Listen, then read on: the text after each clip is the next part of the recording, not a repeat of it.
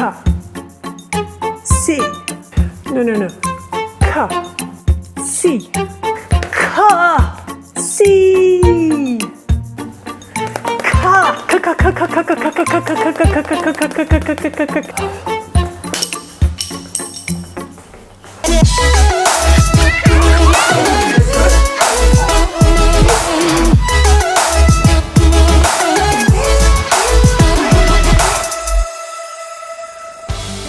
Hi, my name's Gemma Perry and welcome to Mooncake, ESL teaching made easy. For the past 8 years, I've been working and living in China as a teacher, manager and recruiter. So if you're teaching ESL abroad, make sure you subscribe below and hit that notification bell for weekly ESL teaching tips. If you've been thrown into the classroom and told to teach students how to read and write, then fear not. This video is part 2 in my Phonics Tips series where I tell you everything that you need to know about teaching phonics. Today we're going to be talking about teaching the letter sounds. Now, if you're not sure why we're teaching the letter sounds and not the letter names, then you might want to check out part 1 of my Phonics Tips series where I go through some phonics basics. By the end of this video, you're going to know some key points that every teacher should know about when teaching the letter sounds. And stay tuned because at the end of this video, I'll be giving you some fun drilling games that you can use in your classroom. So without further ado, let's get straight into it with tip number 1, pronunciation. Pronunciation of the letter sounds is incredibly important. If students learn the sounds incorrectly now, then it's going to be harder for them to blend those sounds together to create words later on. We'll talk about blending later in part 4 of my Phonics Tips series. So how do we make sure that we are teaching the sounds correctly? Oh, well, it can't be that hard. After all, I'm a native speaker.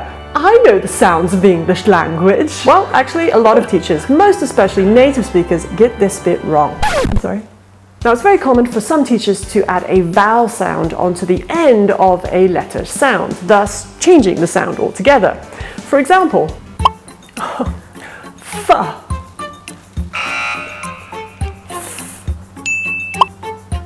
Pa. Da. D.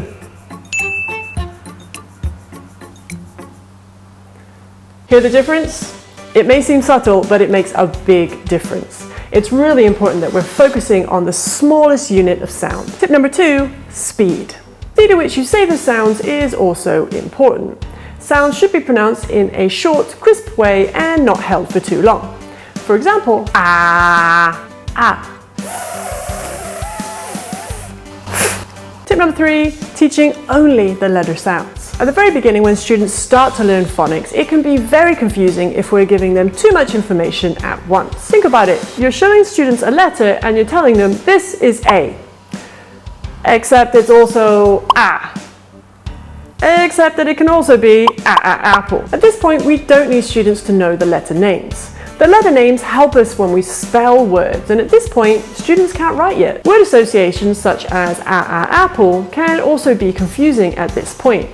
We simply want students to know that this symbol that we call a letter represents the sound a. Word associations, however, do help students with that initial sound recognition, which is part of the skill called segmenting, which we talk about in part 5 of my Phonics Tips series. Tip number 4, TPR. Now, I've talked about TPR in the past and just how beneficial it can be if incorporated into your ESL class. And teaching the letter sounds is no different. Giving an action to each letter's sound helps students to remember those sounds faster and helps make things more fun. D, d, d, d, d, e.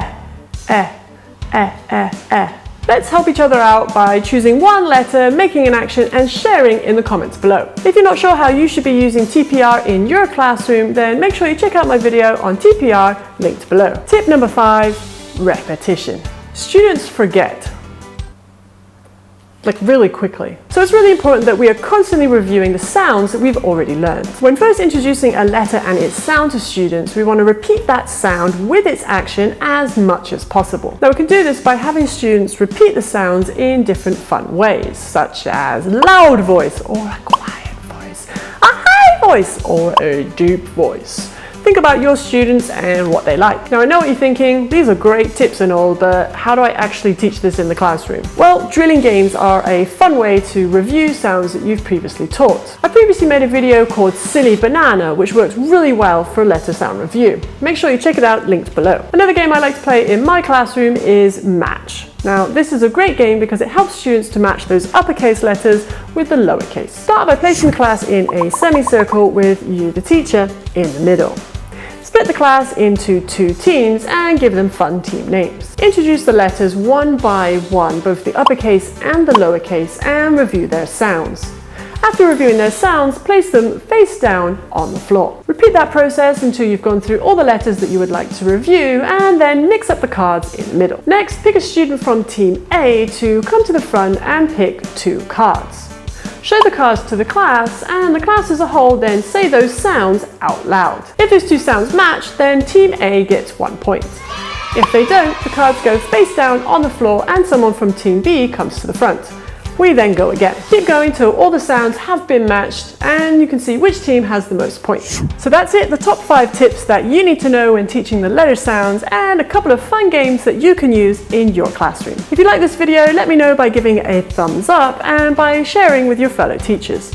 If you found it helpful, let me know by commenting helpful in the comments below. That's it for this video, thanks so much for watching. Don't forget to hit that subscribe button and notification bell for more weekly ESL teaching tips from Mooncake.